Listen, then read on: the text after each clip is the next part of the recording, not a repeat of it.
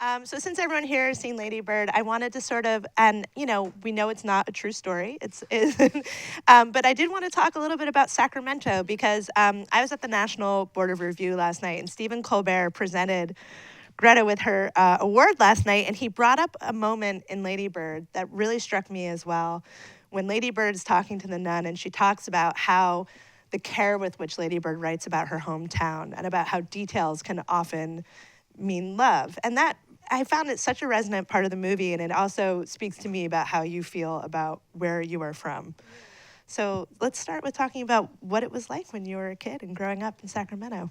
Well, I loved growing up in Sacramento. I mean, I so much of the reason I wanted to make this movie was I wanted to make a home movie that took place there, and I don't know if it's I mean, I didn't have quite the same feeling of that Lady Bird has of like, I don't like it here. I loved it, and I knew, to me anyway, because I was very much like part of the community, and my family is still there, and my brother lives there with his wife and kids, and my sister is in Berkeley, which is not so far away, with her husband and their daughter, and like, and so and a lot of the people I went to high school with, I'm still really close to people there. So it's not like a place I left behind and never looked back. It was, it's very much part of who I am, and it's definitely where I'm from. And I think in a way, when I was growing up there, I mean, I was a kid who liked theater. And I read a lot of plays, and I watched a lot of plays. There's actually a lot of community theater in Sacramento, just a ton of it going on all the time. And I saw a lot of different kinds of theaters, a lot of like just people who are interested. But I had this sort of sense of needing to be someone else, like the artists were maybe someone other than me. And then when I first started reading Joan Didion, it was like the first moment where I thought, oh, maybe you can be who you are and also be an artist. And so that was like a little window. But like actually growing up there was, I was very aware of it being special as it was happening in a way. I don't know. It's that Joan Didion says something about in her essay, like on keeping a notebook. She says people who keep notebooks are people who are born with a presentiment of loss. And I think I always had the sense of like while it was happening, it was going. And I think that and I was a notebook keeper, and I was like, I had an awareness that this was my childhood as it was going on. Where are you in the birth order with your siblings? I'm the youngest. Yeah. And does anybody else in the family have any theatrical artistic leanings? No, my sister is, she doesn't have any theatrical leanings, although she would like agree to be in plays that I was doing in the living room. No, she's a writer. She's a very beautiful writer, and she was an artist. She could really paint and draw, and it's funny. Like my dad. They're all artistic, even though that's not what they did for their jobs. Like my dad was, he's a really good musician, and he's really funny, and he always had like great comedy albums, like the Steve Martin album and the Monty Python songbook. And like the reason I wanted to learn how to play piano was so that I could play and sing the Philosopher's Drinking Song at the same time. Just like every kid. Yeah, my dreams were the same. Well, do you remember some of the first plays you did? Like when you did, I also like the idea that you were putting your sister into plays, which means you had some director tendencies very, very young. Yeah. I was always trying to get the kids in my kindergarten to do plays that I was interested in. I wanted them all to do Starlight Express. But then I realized that it was like gravel on the ground. And I was like, they can't skate on the gravel. What will we do? No, it was like only my issue. But I did a lot of like, I did there was like a children's theater that I did, and then sometimes in adult plays there would be like a child that's sort of just around, and I would do that two. There was a Shakespeare in the Park in Sacramento, which was done in conjunction with the city college, and it was people who were at the city college and other adults did community theater, and then they were doing the Merry Wives of Windsor, which is not one of Shakespeare's better plays. It was like a spin-off for Falstaff. I mean, I'm not really. They loved that character. It's like, just give him his whole thing. Anyway, there's fairies in it because and I was a fairy and I had one line. But I did a ton of like that kind of stuff, and it was just extraordinarily fun. And I would dance and sang in choir, and I did all the kind of performative kid stuff. Was there someone in your early years that was encouraging to you to actually keep at it? I mean, it's funny. It's like I think I always wanted to be part of the world of like actors, writers, directors, people, in film and in theater making things, but it felt very out of reach. Like it felt like a very pie in the sky kind of dream. And so in a funny way, it's like I kept going and people were encouraging and gave me a lot of support. But I think I even sort of had this feeling of like, this doesn't seem like it'll. I also got rejected from every training program I applied to. Is that right? Yeah, I didn't get into. There's like BFA programs like UCLA, Boston University, New York University, Juilliard. I didn't get it, and I was like, that's not a great sign. But then I think when I was in college in New York and I started doing a lot of technical theater. I was a stage manager. I ran lights and sound. I was writing a lot. I started writing plays a lot, and I started falling in love with movies. And I think by the time I graduated, I think just being in New York, I suddenly started being around people. There were jobs around film and around theater that were, you'd have to work really hard and it was still hard to get, but there were just a lot of different jobs around it. And it seemed like that might be something I would be able to do if I was sort of willing to do anything. And that's kind of, by the time I graduated from college, I was like, I just want to be in that world, sort of any way they'll take me.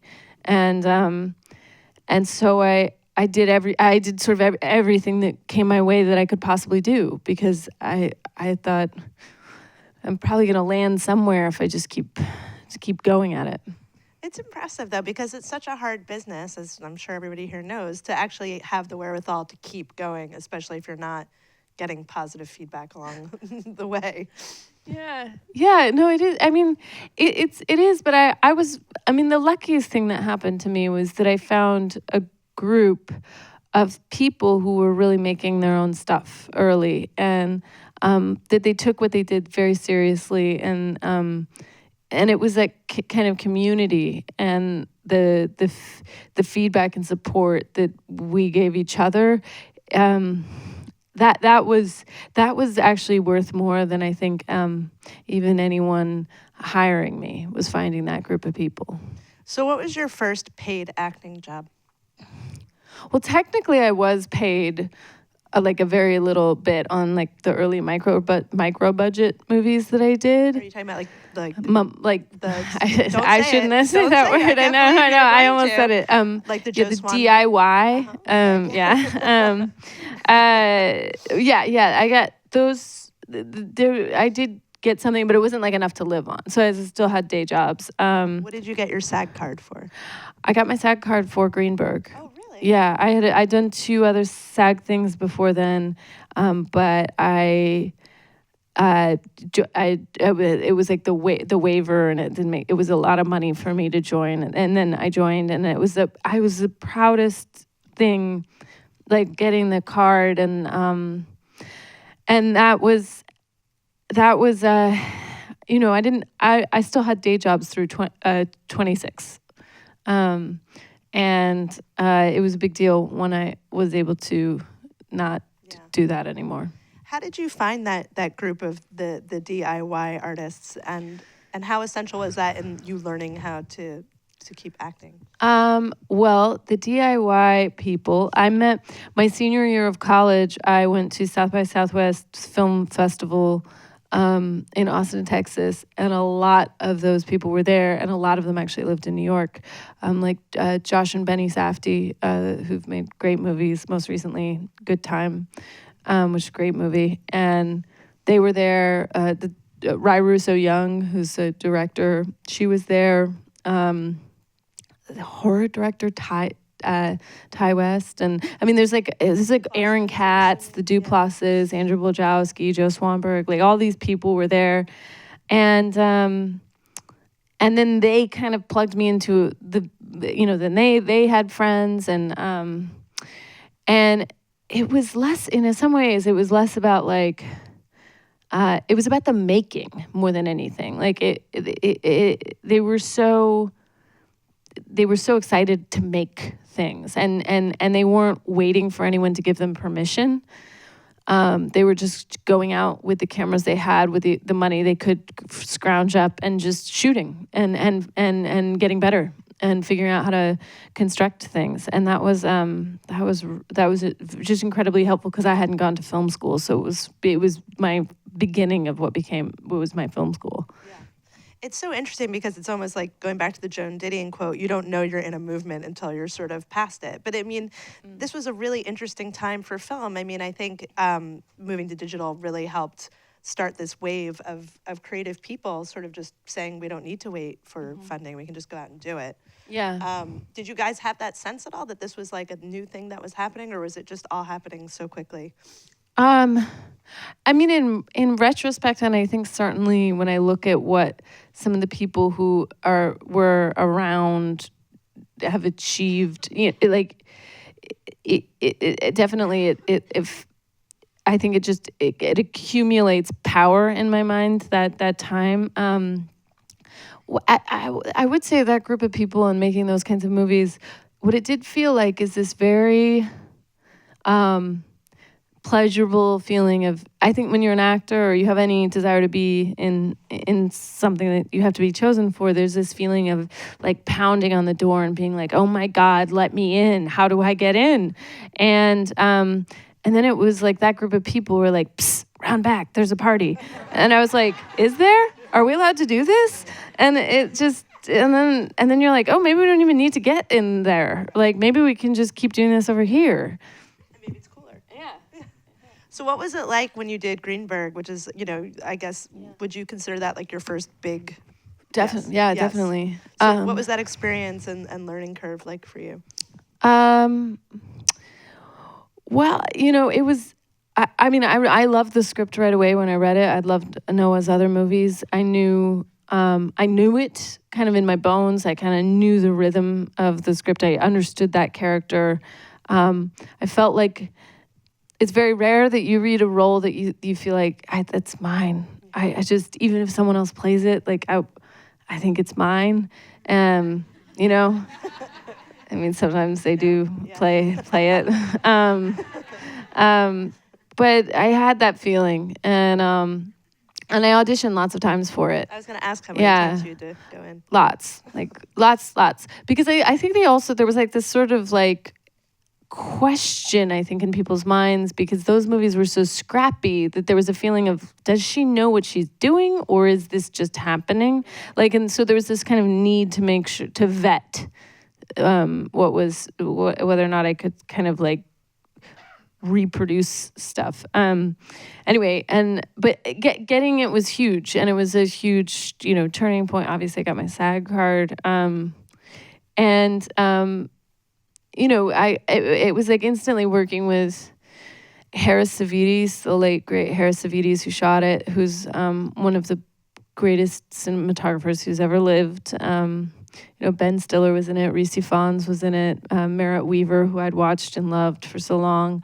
I mean, it was a very big moment, and it was beautiful. It was a beautiful film, and but then actually after I did that film, it was a year before anyone saw it, and then I came back to New York, and I couldn't get another job. Like I didn't have, because people didn't. It's funny because you think, oh, you made that movie, and then but you didn't, because no one had seen it. I would go to auditions, and people didn't, even though they knew I'd been in it. They'd say things like, "Did you get to meet Ben Stiller?" And I was like, "No, I'm really in it." So there was this sort of disconnect. That year was a strange holding year, and I got a day job again during that time because I didn't have money. What was your day job? It was a waitress. In New York? Yeah. Then it premiered at Berlin, and then I was in LA, and then I auditioned for the Ivan Reitman movie No Strings Attached, starring Natalie Portman and Ashton Kutcher, and I got it. And then I auditioned for Arthur, and I got it. And I made those movies back to back, and that gave me, financial stability. And then I was able to kind of go on from there. And but yeah, it's when you actually look at how these things unfold, it's I think it maybe looks like a straight line from the outside, but when you're in it, it feels just like a mess. What was sort of the turning point where you're taking movies, you're learning on these sort of big budget things, and then you hit the point where you can start selecting projects, when you get to sort of have more, agency, saying this is the kind of script I want to do? And how did you learn that about what you actually wanted to be doing? Well, I've never had enough power as an actor to say, I have been for a long time like essentially like an actor, a jobbing actor, like as an actor, that's who I am. And I have auditioned for everything I've done, and I don't often have things offered to. At this point, I've had a few things offered to me, but it's not like I don't get to cut the line. I'm not at the front of the line.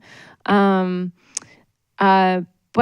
I think what I've figured out, and I also need to work. That's been true for me, just in terms of like, you need a job, and health insurance. And, so you hope you get the jobs, and like the idea of choosing or like sculpting your career feels a little bit ridiculous, like when you're just needing to like make rent, and but I think I knew pretty quickly that the thing that I loved was working with people who I felt had real voices, like and real whether it's Noah Baumbach or Rebecca Miller or Whit Stillman. I felt like those were the people that I was drawn to as an actor, and I was lucky enough that they wanted to work with me, and but I've never in a way I go after whenever I can, I go after the thing that seems interesting, and like, that will be a challenge, and that will be something that I'll learn from. I don't tend to look at part size or anything like that. I'll do a tiny part for a director I love, or it's never mattered to me. And as an actor, as this process was sort of going along, what were you sort of learning? I mean, you said you didn't go to film school or acting school. You studied what, English and philosophy? Or something? Yeah, but I took a lot of acting. That was another. I have a lot of like very lucky things in my life. One of them is I went to Barnard College uptown and Juilliard, which I did not get into. All the professors from Juilliard in the acting program teach at Barnard and Columbia. They teach acting. And so now I have friends who went to Juilliard, and we had the same acting teacher. But our class had, people who are now engineers, and and but it was an interesting thing. I mean, like they really, and that was critical for me. And so I took like, there's a great acting teacher at Juilliard, Becky Guy, and she was one of my acting teachers. And, you know, she taught an entire semester on acting Chekhov or Brecht or Ibsen or Shakespeare. And, you know, those were amazing classes. And so even though I wasn't a theater major, I did a lot of acting. And also there's a really big comedy scene at Columbia, you know, which is part of Barnard. And there were some really insanely talented people around. Jenny Slate was a couple of years ahead of me, and she was always great. And Kate McKinnon was my year, and we were in an improv group together because we didn't get into the main improv group. That's amazing. So then we started our own improv group. And then in an act... What is your improv group called? You guys, it's such a sad thing because this happened before. We called it the Tea Party. But before, we didn't know how history was going to go. But we would, and then someone in our alternate group was like, you guys, what we should do is hold our shows at the exact same time as the other improv group shows so that people will have to choose who they're really friends with. Which was sort of an evil genius thing. So Kate was an example of someone who was like, most talented person I ever met, like, and I was sure of it. And then it's like, what's extraordinary of like, you sort of stick with it and watch whatever, you know, the world, and then the world is like, yes, she is the most talented person, you know. And I was like, I know, but I'm so glad that you know too, because, so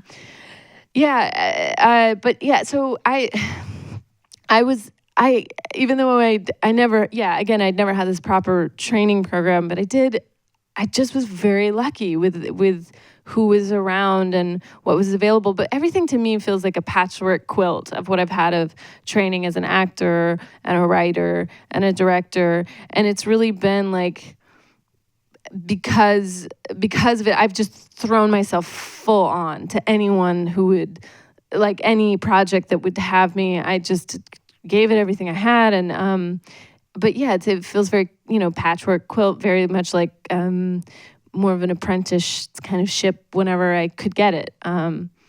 It worked, it found its way through. Acting wise, I mean, I feel like you're someone who you've said yourself, you pick up a lot of stuff from other people when you're working with them. Was there a moment in doing these films where it changed sort of how you approached your own acting, or was it more, again, of like a patchwork? Well, one thing about the DIY movies, which was really useful, is that because it was so small, everything was being edited at night, and we were editing on a computer. So someone was sitting at a computer and looking at the footage, and it was very helpful to see how films were like actually made, and realizing that you'd need a shot in between two things, that you actually needed to get another angle or stuff like that, and just that construction of films. But it made me very self-conscious as an actor very quickly, because I was looking at myself. I know a lot of actors don't like to watch themselves on screen, but I got very used to it, and I didn't feel sort of precious about that.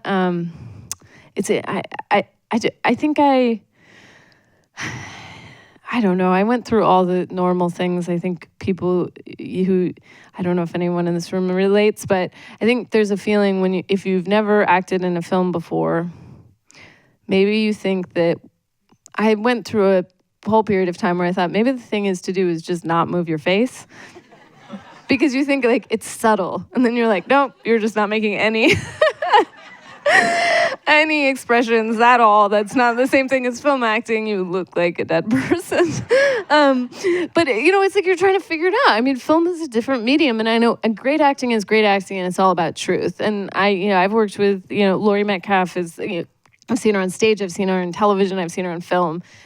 Great acting is great acting, but the camera's a weird thing. It's not, it's hard to know what your relationship is as an actor to it sometimes. And I had to kind of figure it out. And I still feel like I'm figuring it out. I still have to go through a little bit of a adjustment when I'm on a set. And I haven't been on a set for a second. But I think I got more comfortable like being big in a way in front of a camera. I think that took a while to feel like it's okay. I can go big and listen if it's terrible. If you're working with a good director, they'll take care of you. I think that was something I was scared of for a long time, but I'm always still finding it. So I feel like one of my favorite movies is Frances Ha. It's a wonderful movie that you wrote, and I'm curious about the turn in your career when you started writing and working with Noah on making these movies like Frances Ha and Mistress America. Like, did that change something for you? Did that start focusing things that I feel like will eventually lead us to Lady Bird? Yeah, well, when I was in college, I was writing plays, and I was writing plays after college too. That was my second round of I didn't. Then I applied to MFA programs, all in playwriting, and I got rejected from all of them. So that was my second round of like, That's weird. Yeah. It's like, that's cool. But yeah, I loved theater and I loved plays and I never lost how much I loved language and set written language. And even though I was making these movies that were largely improvised, and that was like the style of what we were going for, I missed having text. I did. And I think when I read Noah's movie Greenberg, I had this kind of instant flash of like, I didn't write that, but I wish I had. And also I think that's kind of close to what I would want to do. And I'd been thinking like, I really want to direct, but I am right. But it takes, I don't know, courage takes a while to grow. And anyway, after we had made Greenberg, Noah had an idea of wanting to do something that he could do, to do something small, like, but that would be, just as rigorous, but for made for less. And he asked me if I wanted to do it, and he asked me if I had any ideas, and I had been writing for a long time, and I had all of these little scenes and little moments, and I gave it to him, and I said, what about all this stuff? And he said, I think there's a movie in here. And then we wrote it together, but we wrote it sort of separately. We didn't like sit at a computer together. I would write a scene and send it to him, and he would write a scene and send it to me, and then we kind of built the script that way.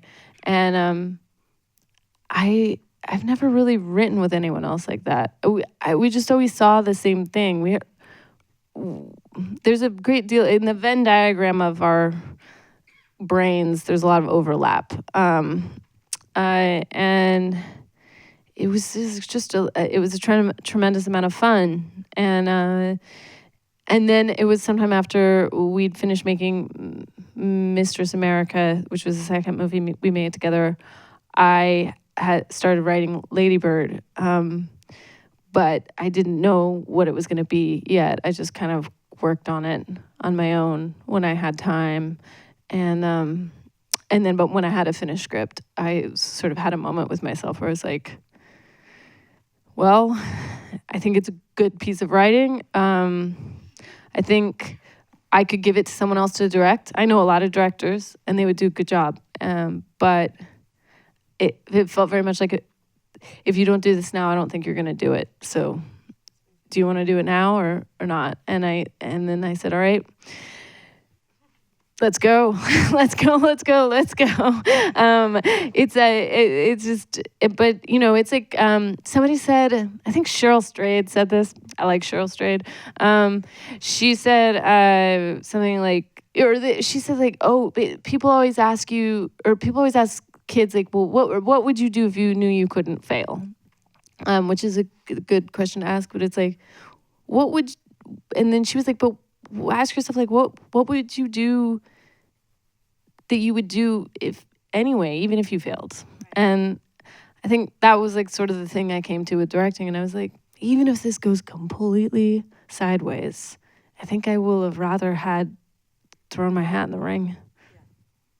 And do you think there was something specific about this script and this story that led to the decision, or do you think this was just the moment in time of your career that? Well, I never know what a movie's going to be until I'm done writing it. So I wouldn't have been able to explain to you what it was until I was finished with the script.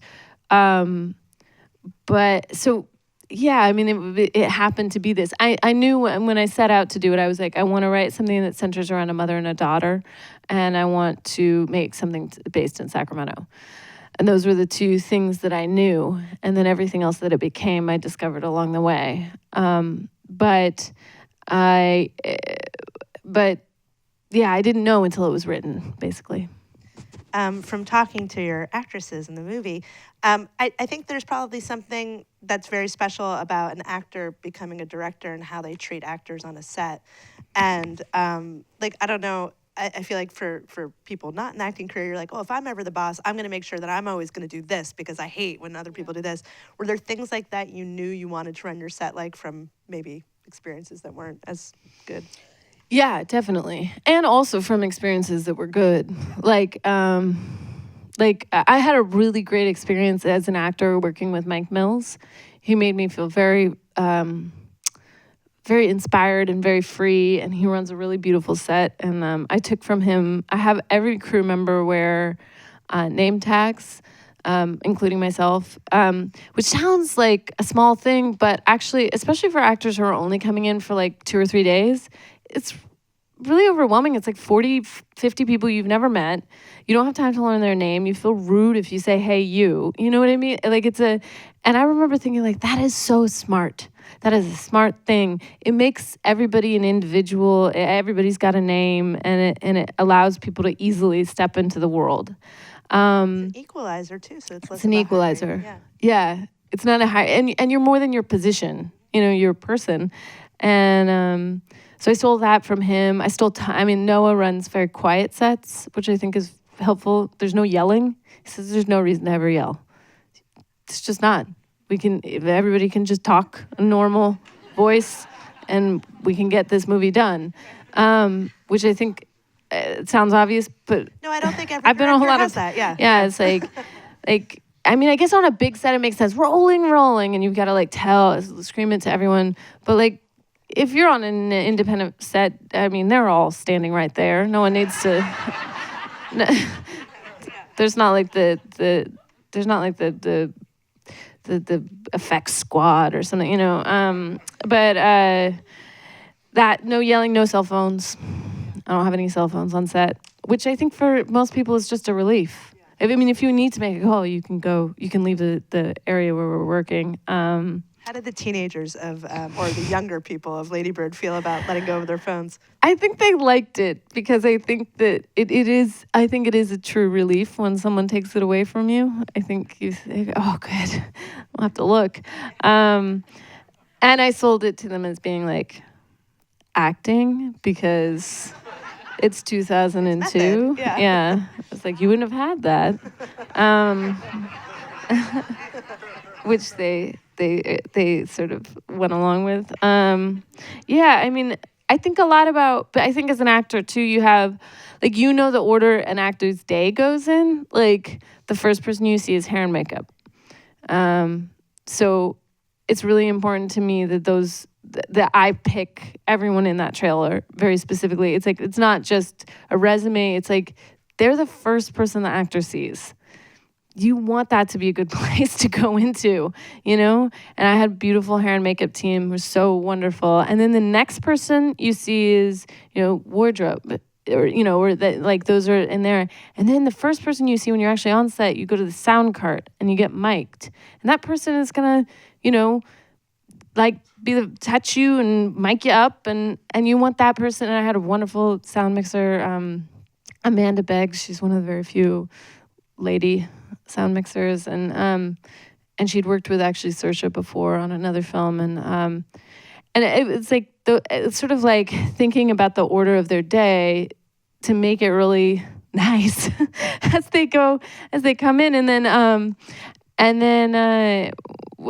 I think for me, just also, I love actors. I am an actor. I love them, and just I think really focusing on, for me, the fact that every actor needs something different. It's not like one size fits all. It's like, what can I do because some people want to be left alone, and some people want a lot of guidance, and you always are sort of trying to figure out the way to make them the most comfortable and the way to make them the best, to give them the best opportunity. And I never want them to feel like I never want to create an environment where they feel like if they mess up, they're in trouble, or like they're gonna disappoint me in any way. Like I want to create an environment where it's like, try a big crazy thing, or try go in another direction, or you're this character. I don't have a secret like book that tells me when it's right and wrong.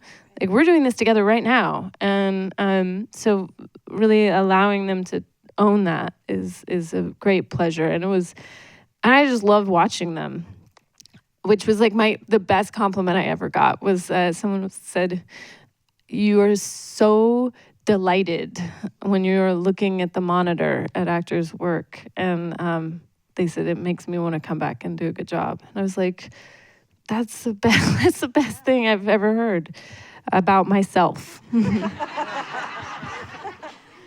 It's joy, though. It's not a small thing.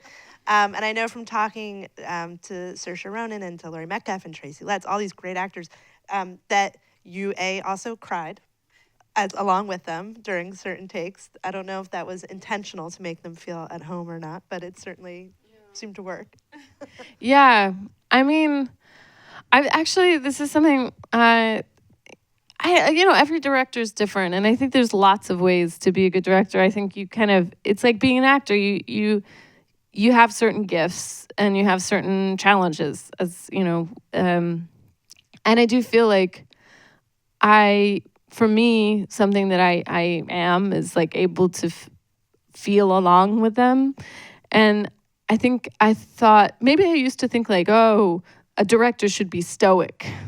And then when I worked with Mike Mills, he would often cry at something like Annette Bening was doing, and I was like, well, man, you don't have to be stiff upper lip about it. If you're moved by it, you can be moved by it. And for me, my emotions are a big guiding way that I figure out whether or not I'm getting it. Like if I'm open to it affecting me, then it means it could affect someone else.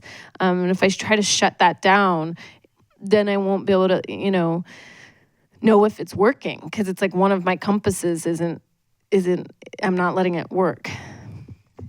As when you're directing and you're working with these actors, did you suddenly start thinking about your own process as an actor and being like, oh, wait a second?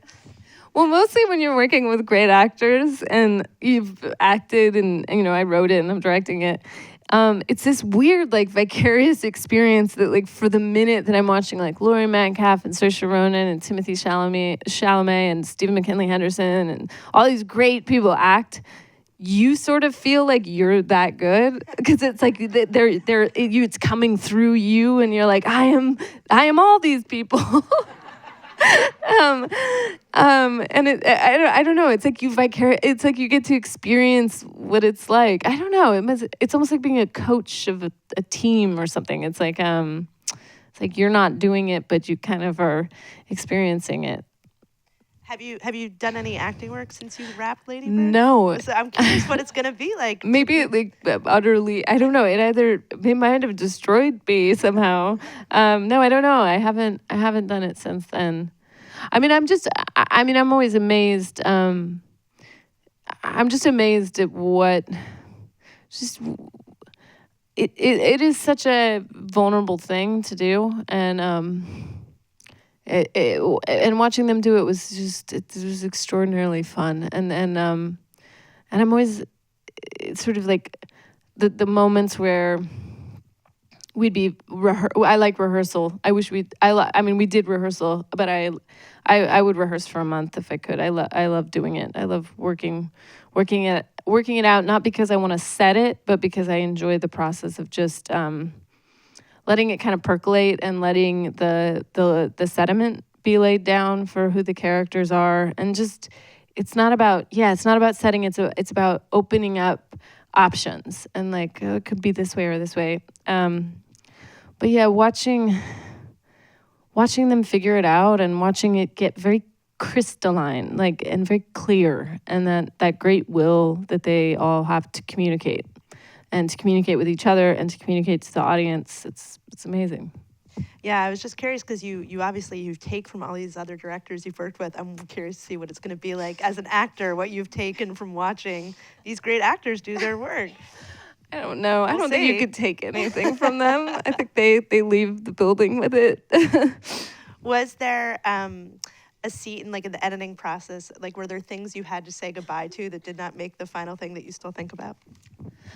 Not a ton. I mean, there's a couple things. I mean, I one of the things of writing Frances Ha, Mistress America, and being so involved from the beginning all the way to the end is like, I'm pretty ruthless with my scripts. There's not a lot in there that didn't make it to there, because when you spend time shooting something that you don't end up using, that's wasted time. And so I try to be very pretty relentless about getting that script exactly where I want it to be. But yeah, there's a couple things. Like there's a couple moments that I had to say goodbye to, which were beautiful.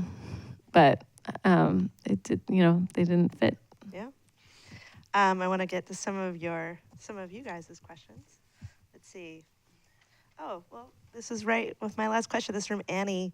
Does the final cut of Lady Bird look like what you envisioned? Were there any big differences along the way? No, it's pretty. It's also it is what I had envisioned, but also like once you have the actors, it also transforms. But I think the feeling is the same. Like I think the kind of the essential feeling is the same. Actually, something you told me once before about your amazing cinematographer, which I hope you'll repeat for this group, about what he would send you every week during production. Because I love this. He would send me, Sam Levy, who shot the movie, he would send me at the beginning of every week a picture of a female director on set. And he'd say, here's a picture for you, boss. And it would be a picture of like Agnes Varda, or a picture of Catherine Bigelow, or a picture of Jane Campion, or some great lady director. That is a good teammate. I like that. This is from Josephine Cashman. She says, I read in an interview that as a director, you would come to work an hour before everyone else. What was your thought process in deciding that? Was as something to be helpful and informative as an actor and director, and what gave you that idea? I stole that from Rebecca Miller. She always arrived an hour before set with her cinematographer and her first AD, and they would sort of walk through the entire day. Every single shot that they were trying to get, the location, what's the timing of the day, they almost like dry run it. And I did that because I felt like it minimized. It made me feel like I was on top of the day. I would also do it over the weekends. Like we'd all meet on Sunday, and we'd do it for the entire week, to just the shape of the week, and then every day, so that I knew I had a lot to get through, and I knew every day I had a lot to get through. But I did not want to transmit that panic to my actors. No, I mean I'm serious, because that's a terrible feeling when you're on set and you feel like, oh my God, we have to get it right now, otherwise we'll never get it, and I gotta go. Like it's a terrible feeling, and I wanted to be so on top of it that if an actor needed to walk away from a scene for a second, take a breath, that I wasn't panicked about time, that I could let them take that time, and it makes you more efficient. Like it actually, if you don't transmit that panic, people can do better work, and I that was the thinking behind that. It's so funny because having been able to interview people from the movie and hearing, not even knowing that we would one day be talking about this, and being like, she was always so calm. It was such a relaxed set. You never had any sense anything was going on. So it was very There was always something going wrong. No, but I do feel like part of your job as a director is you hold the perimeter. You hold the perimeter for the people who are up there being vulnerable. Yeah. If something's going wrong, you do not make them feel like anything's wrong. You just you can't. It'll mess them up, or it could. Yeah, but again, I don't think every director feels that way. This is from Carolyn, and it says the point of view of the mother and Lady Bird comes across strong. Did meeting and directing these two characters pose any interesting challenges to you as a filmmaker? Well, I always had a strong sense of wanting both the mother and the daughter to be that you would understand who they both were, and that even if they made mistakes, or even if they said something that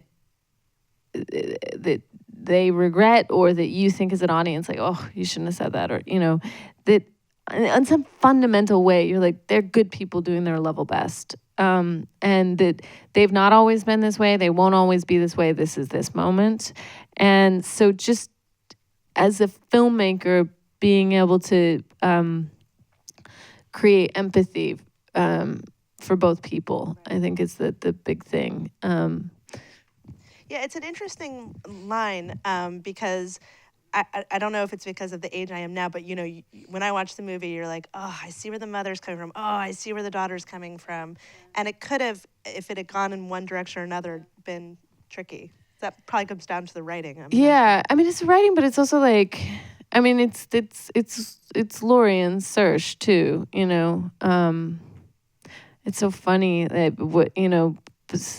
where, I mean, they like where they're also not. I mean, they protect their characters, but they're also not. They're not afraid to be quote unquote unlikable. That's not something that worries either of them. I don't think that these people are unlikable people, but they're not. They don't need to always look like they're the good guy. They'll go for it, and they did. And you end up with a lot of sympathy for the dad, mostly. This is from Erin, and she's asking, did you encounter any specific issues directing because you are a woman? This is something that comes up.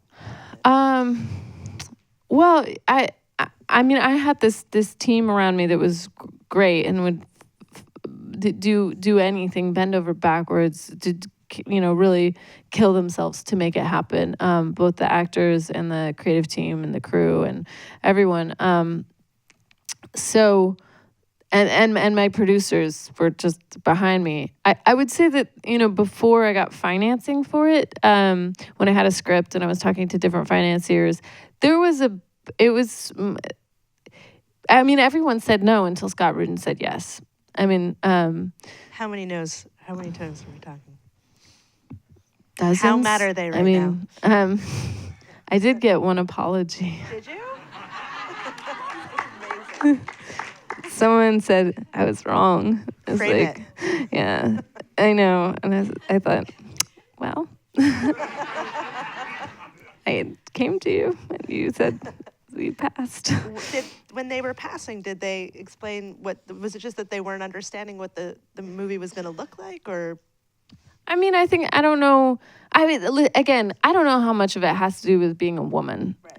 But that's the thing, you never know, right. And that's part of the anxiety of it. You're like, is it because I'm a first-time director? Is it because I'm a woman? Is it because it's this story? Is it because just indie films are a risky proposition, which they are? It could be any number of things, and I don't know what it is. But I would say I think sometimes people wanted it to be more of a teen movie than it is, or more of not. I think that and also I don't know what would it. No one really quite gives you a reason. Nobody says no to your face either. Like it's just like a kind of, you take the meeting, you don't hear anything, and then you kind of hear, oh, it's not really for them, But I don't know why. I just was like, someone will make this. Yeah.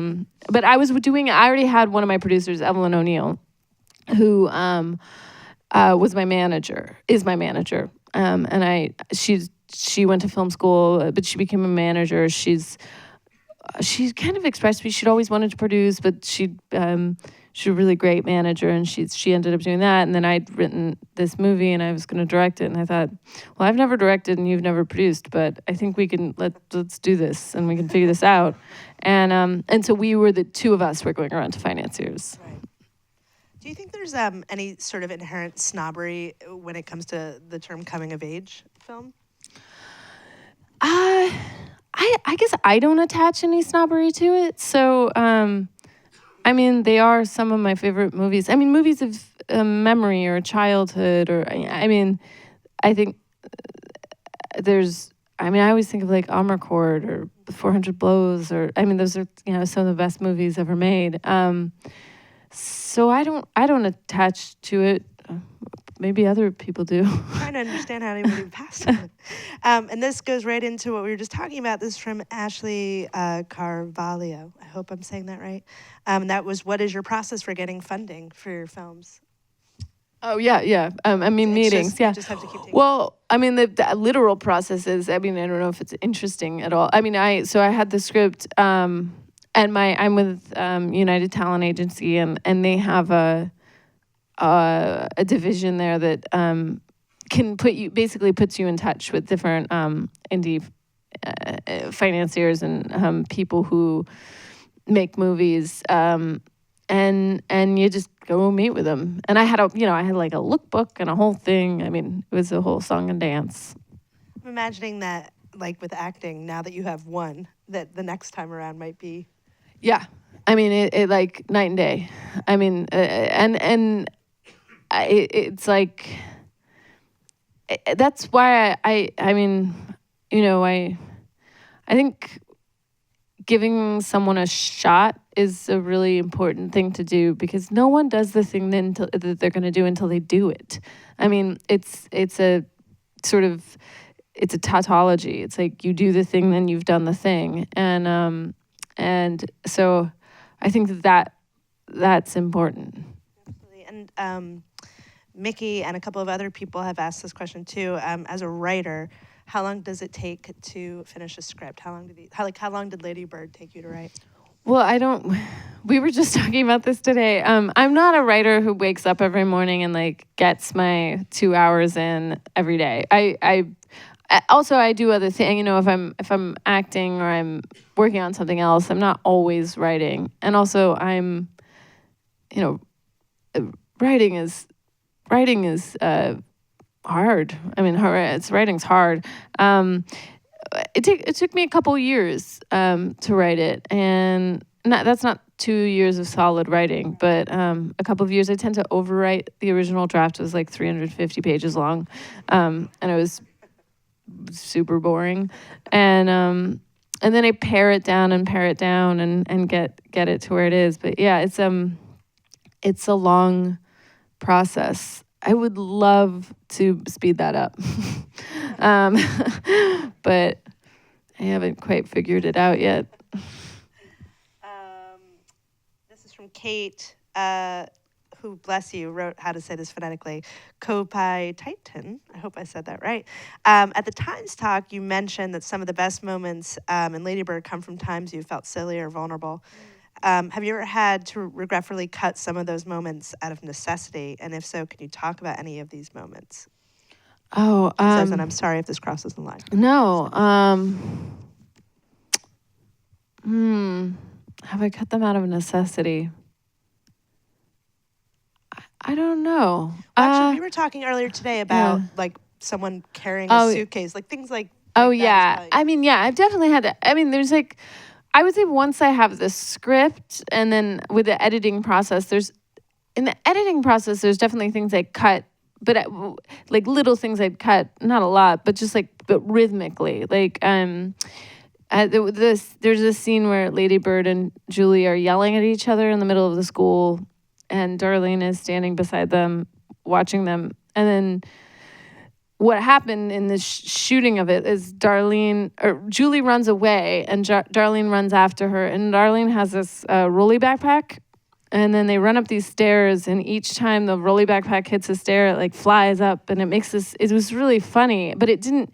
The rhythm was wrong for what came next, and like it just didn't. So like I cut that. But I would say if I edit, or if there's something I write that feels like, oh, this is, if I'm gonna cut something, I'll do it in the writing process. I don't. It's not like it makes it into the movie and then I have to cut it out.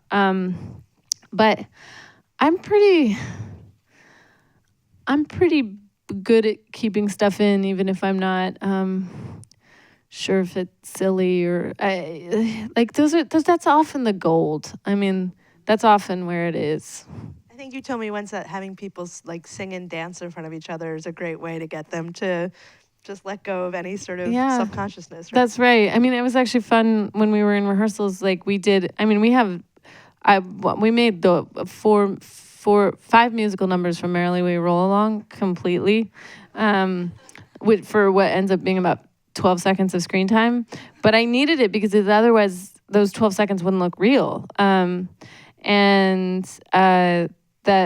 process of actually just having all those kids together and making them learn the songs and the choreography was just such a great bonding experience. And they, by the end of that time, they were like, it was like they'd gone to musical theater camp together. Which I also love because one of your stars, Beanie Feldstein, was like the musical theater camp queen. That's right. She was very excited. I'm assuming that it's only a matter of time before we're going to get to see you write and direct something again, hopefully. Yes. Yeah, I'm going to keep writing and directing and hopefully acting, because I think it's such a big part of who I am as a writer and director. And I don't ever want to not do it. Can you imagine directing yourself? No, that's the one thing I can't actually imagine. I think it's too, for me, I don't know how people do it. I'm amazed by it when I see it. But I think for me, it's just that my brain, it's too separate from me. Like acting takes over the whole thing when I'm acting, and directing takes over the whole thing. When I write, like when I wrote for Noah with Noah and then I acted for him, because the writing process is so separate from the acting process. Like the script's done by the time those are the words. We're not changing them. I'm not acting as a writer as I'm acting. I'm just acting. And the same is true of directing. It's almost like when I direct what I've written, it's like I'm directing a stranger's script in a way. And actually Tracy Lett said something to me that was incredibly smart. He said, I was having a moment of insecurity about something, and he said, you have to trust the person you were when you wrote this, because you're not that person anymore. And I thought that was like a really smart way to put it, and I found it to be really true. But yeah, how in the world do you direct yourself? I have no idea how people do that. I stand in awe of it. I can't. So you'll never see that. What do you think the main, now that you have all this under your belt, when you do embark on your next thing, what do you think some of the most important lessons learned from Lady Bird have been? Well, I think so much of directing, like so much of acting, it's like it's hard to quantify things. It's much more about sharpening your intuition in a way that your instincts get better. So I think for me, it's not so much that it's like, well, I'll definitely, I even remember I kept a notebook the whole time, obviously. I kept notebooks through the entire process of any movie I was ever on, of things I thought went well or didn't went well, or what a person was doing on set or how they were lighting it. Like, just because I was like trying to figure out how you would actually do that. And then when I was on set directing, like there is no one answer. Like the minute you think, oh, I know the secret, always have them do it faster. And then the next minute you're like, no, we should have done slower. There's no one size fits all. So I think I'll have better instincts. And hopefully, we had 2 weeks of rehearsal time. I'd like more rehearsal time. That would be nice, but I don't know if I'll get it. Oh, I can tell you one thing I'm definitely not going to do.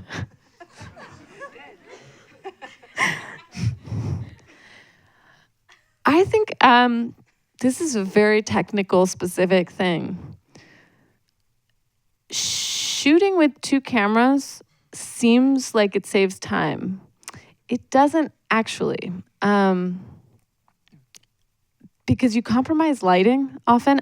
I only did it maybe one day, and it was a difficult scene to cut because actually I don't like cutting between 2 things that match perfectly.